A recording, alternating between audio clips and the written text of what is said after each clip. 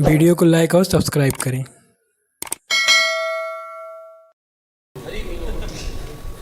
भागवत ये महापुराण जो है व्यासदेव द्वारा विरचित सबसे उत्कृष्ट, सर्वोपरि, सर्वोत्तम ग्रंथ है।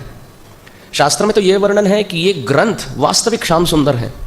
तमादिदेवं करुणानिधानं तमालवर्णं सुहितावतारम् अपार संसार समुद्र से तुम भजामहे भागवत स्वरूपम।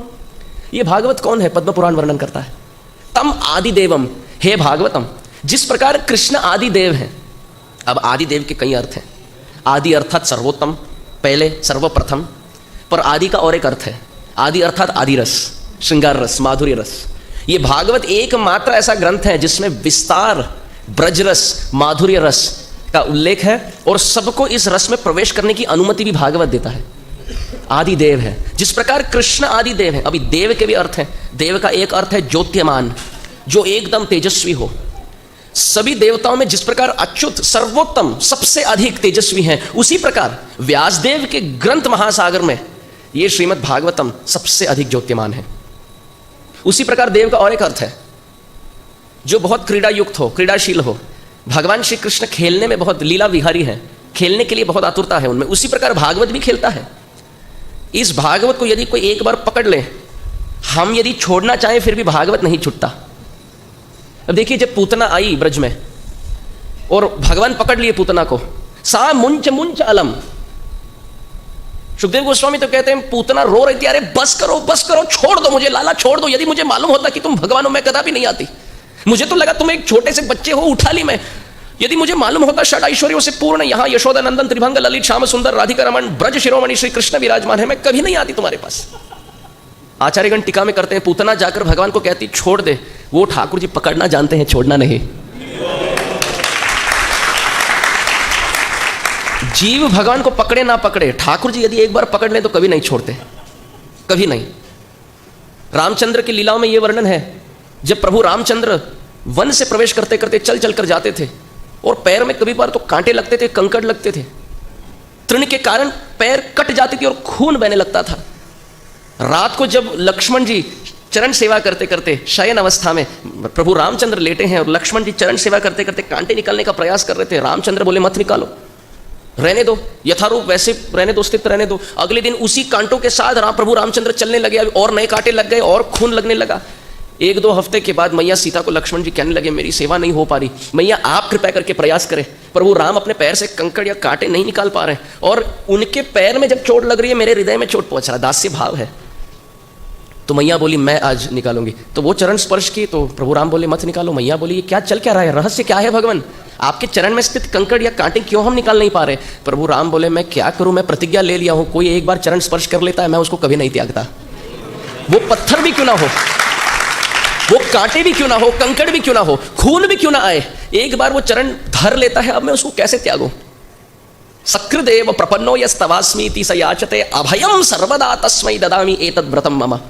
यदि इसके अधिक कोई आकर कहे प्रभु अब तक जो हुआ सो हुआ, आज इस क्षण से मैं आपका हूं, तो फिर तो सोच लीजिए। तो भागवत वैसे हैं। यदि आपको इस जगत में सुखी रहना है, परिवार के साथ, मित्रों के साथ हास्य परिहास करना है, भोग वृत्ति में लगना है, तो एक ही सूचना देते हैं आचार्यगण कि यही कहते हैं कृपया करके भागवत को अपने जीवन में कभी मत लाना। आप यदि सुखी रहना चाहते हैं इस जगत में तो भागवत कभी मत स्पर्श करना, कभी नहीं। गलती से भी मत सुन लेना, पढ़ना तो अवश्य नहीं, कभी नहीं। क्यों? यदि भागवत आप यदि एक बार पढ़ लेंगे तो दुख इस बात का है कि आप सुखी नहीं रह पाएंगे। आपको अपने मित्रों के साथ बैठकर हास्य परिहास करने में रुचि निकल जाएगी। बंधु संगे जदि तव रंग परिहास ताके अभिलाष मथुराया केशी तीर्थ घाटेर प्रकाश। जैसे भक्ति विनोद ठाकुर कहते हैं, रूप गोस्वामी के द्वारा विरचित श्लोक है, उस पर विस्तार करते करते गीत प्रस्तुत है भक्ति विनोद ठाकुर का। बंधु संगे यदि तब रंग परिहास, बंधु के साथ बैठकर हास्य परिहास करने की यदि इच्छा हो तो कृपया करके केशी घाट में जाके गोपीनाथ का दर्शन मत करना। वो त्रिभंग ललित श्याम सुंदर एक बार आप दर्शन कर लेंगे तो फिर घर नहीं जा पाएंगे। आप घर में सुखी रहे, इसीलिए भगवान का दर्शन ना करें। भगवान और भागवत अभिन्न है। यदि सोचें कि मत्स्यदेव अवतार लिए और मति ये बोलने लगी अरे ये तो मछली है, वराहदेव आने लगे और वराहदेव को दर्शन करने पर मति ये बोले अरे ये तो सूकर है, भगवान स्वयं आए वामन के रूप में और हम कहने लगे अरे ये तो वामन है, देखो शरीर का वर्धन नहीं हुआ ठीक से। राम या कृष्ण आए और हम मति कहने लगे अरे ये तो मनुष्य है। वृंदावन धाम अवतार ले और हम कहे कि ये केवल उत्तर प्रदेश है। गुरु महाराज गुरुदेव आए और मन ये कहे कि अरे ये तो केवल एक जीव है, मतलब मेरे से बेहतर है, पर मतलब मैं खाता हूं वो भी खाते हैं, मैं लेटता हूं वो भी लेटते हैं, मैं शौच करता हूं वो भी करते हैं, कभी कभी वो भी थक जाते हैं। अरे यदि इतना ही दिव्य सच्चिदानंद होते तो देखने मिलता, पर मतलब जिस प्रकार मेरा लोक व्यवहार है उनका भी वैसे, मतलब मेरे से वरिष्ठ है पर भगवान है ये भाव नहीं है। तो जितना अपराध लगेगा मत्स्यदेव को देखकर ये सोचने में कि ये केवल एक मछली है, वराहदेव को देखकर ये केवल एक सूकर है, ब्रजधाम को देखकर ये उत्तर प्रदेश है, गुरुदेव को देखकर अरे ये सामान्य महापुरुष है, हरि नाम सुनकर अरे ये तो केवल भौतिक ध्वनि है, विग्रह को देखकर ये पत्थर है, तुलसी को देखकर ये पौधा है, चरणामृत को देखकर ये केवल पानी है। उतना ही घोर पाप लगता है यदि भागवत को देखकर कहे ये केवल ग्रंथ है, केवल कागज से बना है।